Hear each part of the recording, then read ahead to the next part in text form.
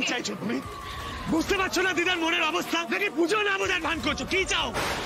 আমার কোনো ক্ষমতা নেই দাদুবাবু। আপনার ক্ষমতা আছে, আপনি দিদাকে আটকান আর এভাবে দাঁড়িয়ে থাকবেন না। আপনি করে দিদাকে নিয়ে চলে যান, রাস্তায় কি মতো করবেন? চলে যান মানে কি? কি চাইছো তুমি? আমি চলে যাই এখান থেকে। আর তুমি কি করবে? এখানে থাকবে, দাঁড়িয়ে থাকবে একা? আমি সব সামলে নেবো, আমি সবটা সামলে নেবো। দাদুর খুব জরুরি, এক্ষুনি দিদা যদি চলে যান। চুপ! Shut up! একদম চুপ করে থাকো। ফিরলে একসাথে ফিরবে।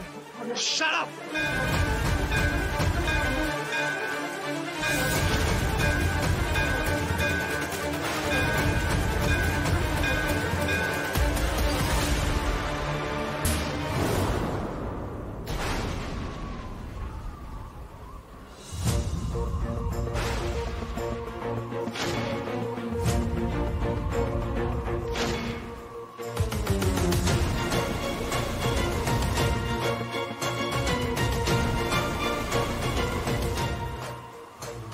অক্ষয় প্রদীপে ঘন্টা পড়ে গেল।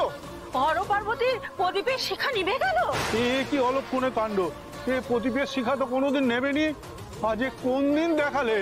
রুষ্ট হয় না বাবা, রুষ্ট হয় না। শিব শিব হর হর মহাদেব। তার মানে কি সবাই ঠিক ঠাকুর, আমরাই ভুল? দাদু ভাই আর জোনাকে ভেতে তোমার মত নেই মা? দিদা, ঠাকুরের দেখানো পথই সত্যি দিদা, এটাই মেনে নাও। এতেই সবার ভালো হবে দিদা। আমার বিশ্বাস, আমার অভিজ্ঞতা, আমার ধ্যান ধারণা সব ভুল, সব মিথ্যে। আমি পারলাম না রে, আমি পারলাম না। তোর দাদু আর আমি হেরে গেলাম, হেরে গেলাম।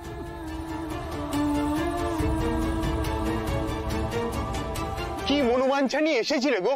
হর পার্বতী বড় জাগ্রত, এত বছরে কখনো রুষ্ট হননি। এমন অনর্থ তো কখনো হয়নি। আজ শুভ দিনে এই প্রদীপের শিখা নিভে গেলে ভালো হবে না কারো। অমঙ্গলে কালো দিনের জন্য তৈরি থাকো সবাই।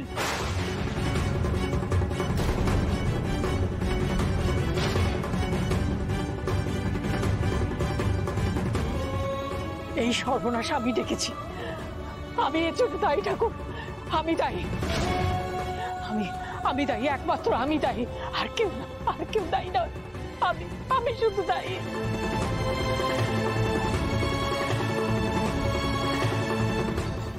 পার্বতী, ক্ষমা করে দাও।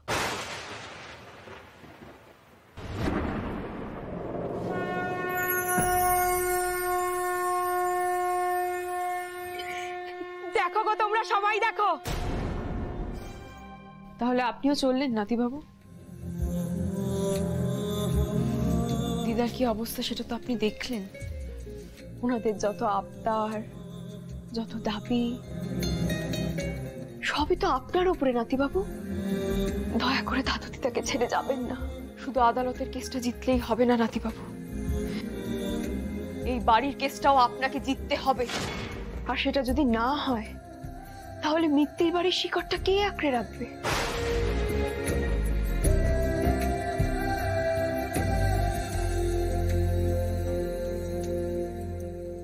দাদু ভাই, কোথায় যাচ্ছ তুমি? দাদু ভাই,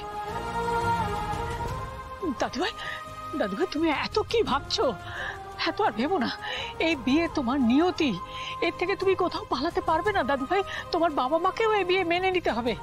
ওর নির্দেশ মেনে নাও, মেনে নাও দাদু ভাই।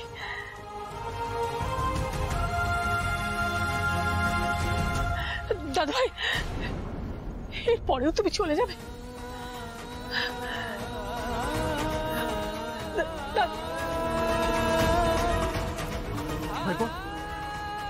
চলে যাচ্ছিস তুই?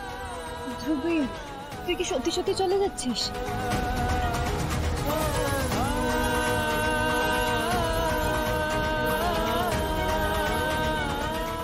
নাতিবাবু খুব ভালো সিদ্ধান্ত নিয়েছেন ঠাকুর।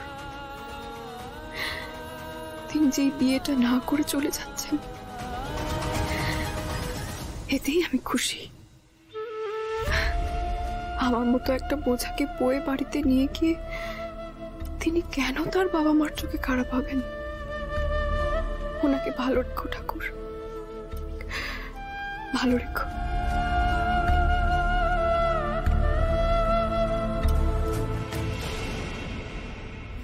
জেলার কাকা, ওরে মেয়ে, এতক্ষণ ধরে জ্যাঠামশাইয়ের সঙ্গে তোকে নিয়ে তো কথা বলে এলাম রে। কথা শেষ করে মিত্তির বাড়ি থেকে সোজা এখানে চলে এলাম। না না, কাঁদবি না জোনাকি, কাঁদবি না। যে মেয়েটা চিরটা কাল প্রত্যেকের মুখে হাসি ফুটে এসেছে, তার চোখে আমি জল দেখতে চাই না জোনাকি, এত কাঁদবি না। আপনি তো আমার বাবার বন্ধু, তাই না? ধ্রুব, ঠিক ধরেছ ধ্রুব, একদম ঠিক ধরেছ। তোমার বাবা আর আমি অনেক পুরনো বন্ধু ধ্রুব, অনেক পুরনো বন্ধু। আমার কর্মসূত্রে আমি আমি আমার অনেক মানুষের সঙ্গে আলাপ করেছি। তাই বলতে পারো আলোর থেকে অন্ধকারটাই বেশি। আমার অভিজ্ঞতার জায়গা থেকে আমি তোমাকে একটা কথা বলতে পারি ধ্রুব, যে তুমি যে সিদ্ধান্তটা নিয়েছো সেটা একেবারে সঠিক সিদ্ধান্ত। জেলা কাকা, তুমি দাদুকে সবটা বলেছো? হ্যাঁ বললাম তো, বলেছি। সত্যি সবটা? ওরে হ্যাঁ রে,